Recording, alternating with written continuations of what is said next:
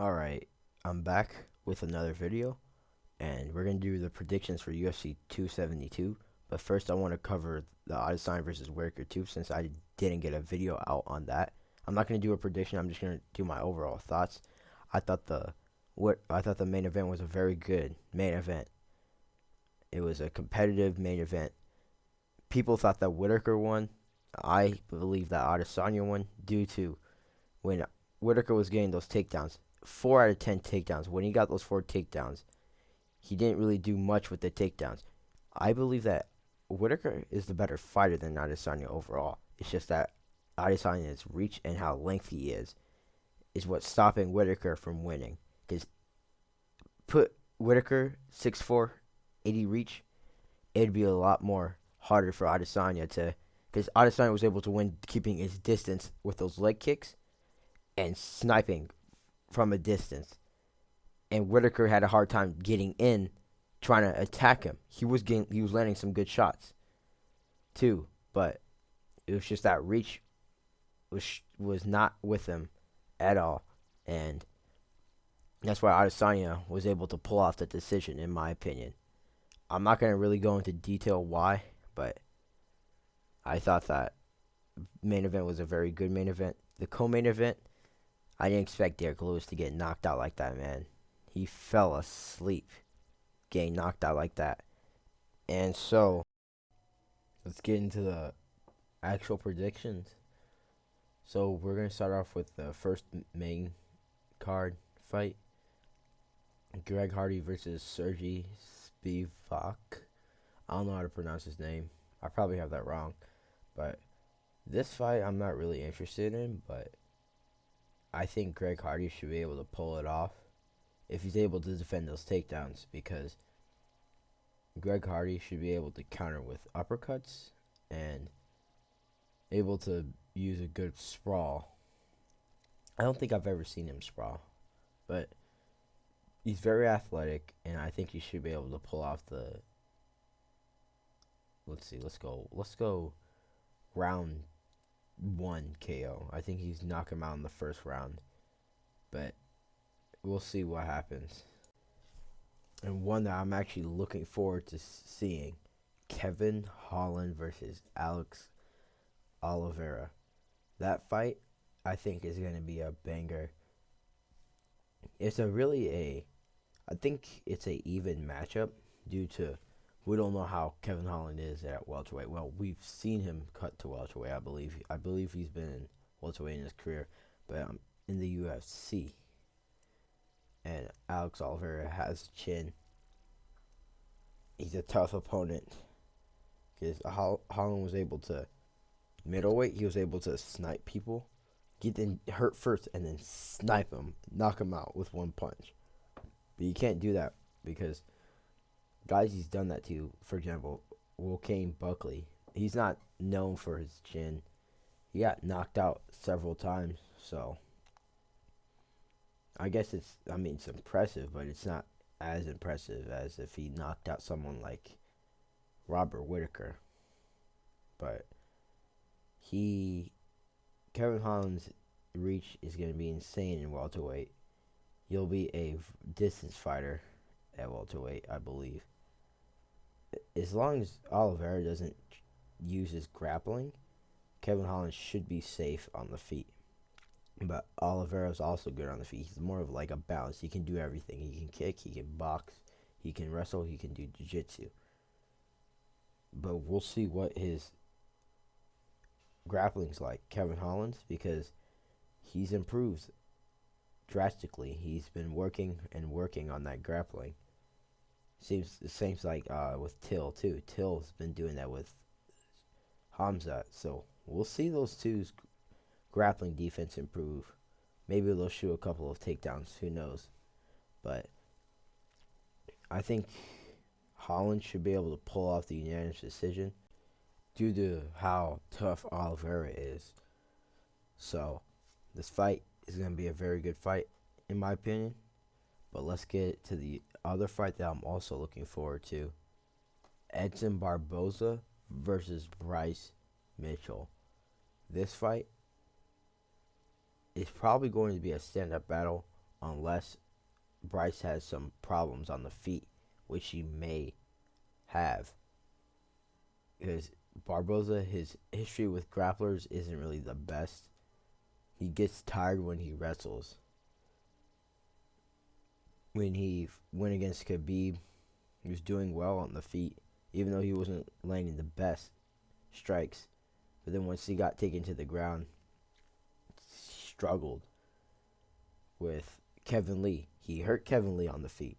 But then those takedowns, and then he started getting tired. And I'm pretty sure he got like TKO'd in the 5th round, or was it a submission? It was a submission late. It was a late finish in the 5th round, I believe.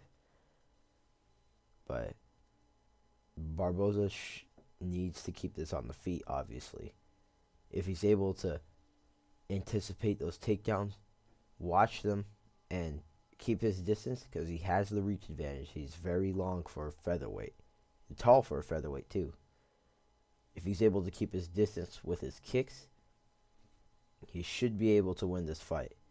But Bryce, I'm pretty sure he has a good chin, if I'm correct. I watched some of his fights.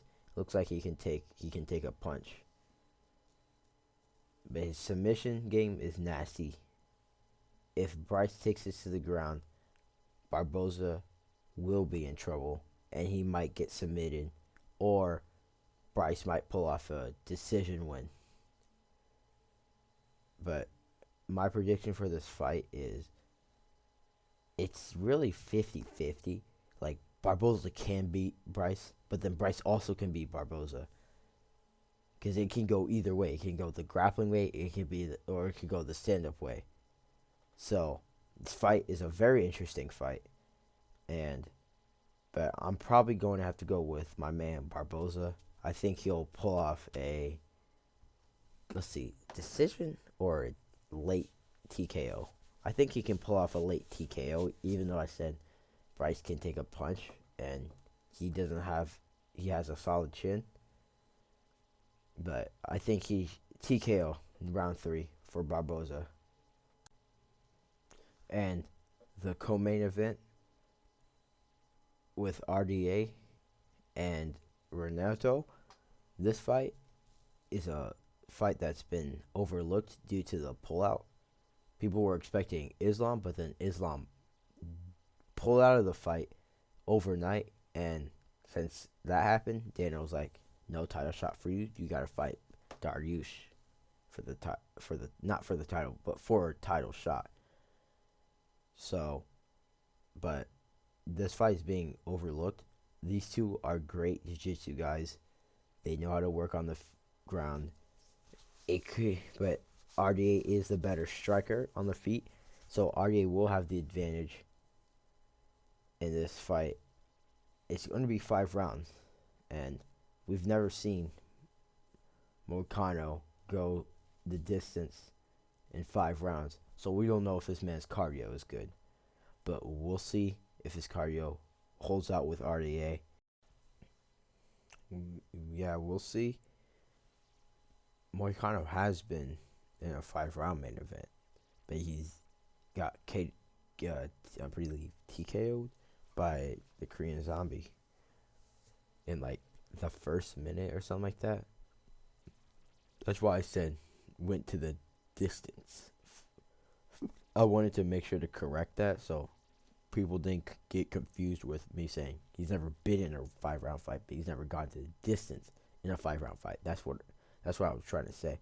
Hopefully I get that cleared up so nobody thinks that. But let's get back to the prediction. My prediction for this fight, I think I'm going with RDA, a unanimous decision win for him. And yeah, this fight is going to be an interesting fight too. Now for the main event of the evening for most of you guys, it's going to be the main event for like the afternoon for me. But Colby Covington versus Jorge Masvidal.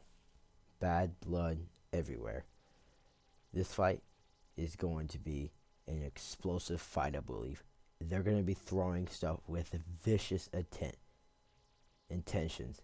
Anything they throw. And that's what I actually fear. Masvidal's gonna like clip Colby. Colby's gonna get mad, and they're both gonna swing, and Masvidal's gonna knock him out.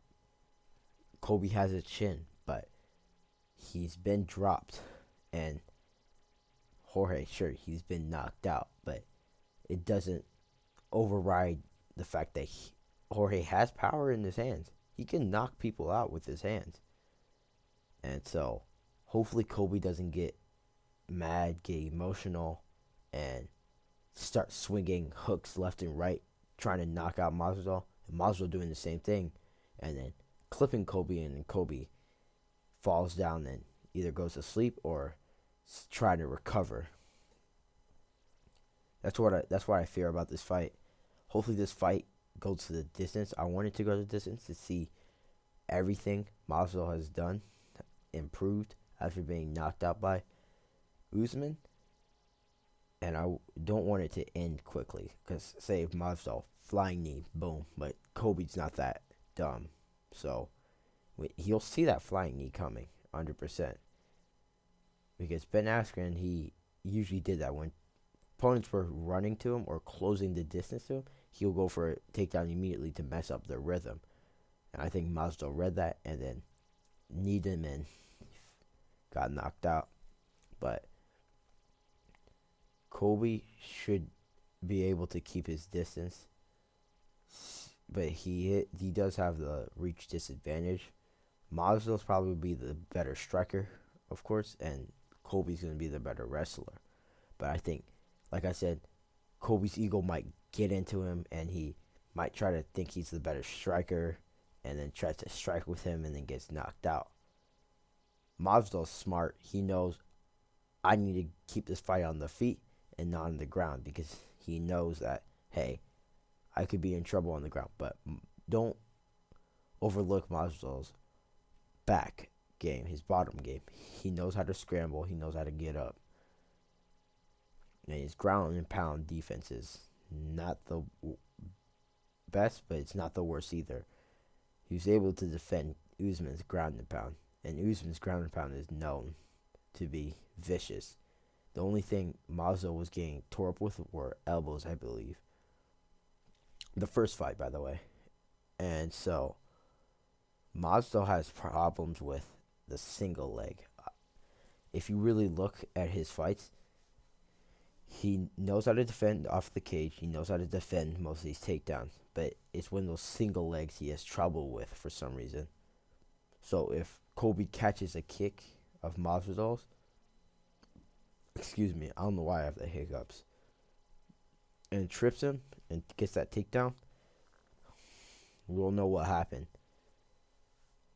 Plus, we don't know if Colby's going to be submission hungry, where he's going to try to put Jorge to sleep. But I don't think he wants to do that. Like I said, Colby's ego, he's probably thinking to knock him out, which is not going to happen. Masvidal, I believe, will still have his chin to handle Colby's punches. But we know that both these guys can go 5 rounds. Even when Jorge had that, what was it, a week, 7 days, 5 days, or something like that, he was still able to go 5 rounds with Usman. So we know Masvidal's training. This is a full training camp. They both could go 5 rounds. So we probably won't see them slowing down unless they clip each other and keep on clipping each other. But I don't think Masvidal has the motivation, because this is somebody else, and this is somebody that he hates. If this was just a regular fight, I don't think he would have the motivation. He's 37, but I don't think he's ever going to win a championship. He's probably just doing this, not this fight, but after this, if he still continues to fight, he's probably just doing it for the money, because he did get a new contract, I believe, so probably just going to do for the money after this fight. And yeah, but my prediction for this fight, I think Colby should be able to edge it out. There's not many ways for Masvidal to win unless Colby's ego gets over him, and then he starts trying to swing and then gets countered and gets knocked out by Masvidal. But Colby should be able to out wrestle Masvidal and should be able to scratch out that unanimous decision win. Maybe like 3 rounds, maybe 50-45. People are saying 50-45, but I think Masvidal, the first 2 rounds, he'll start off strong, and then Colby will take over the 3 rounds. That's my prediction. Thank you all for watching this video, and I'll see y'all in the video where I make my reaction to the UFC 272. Peace.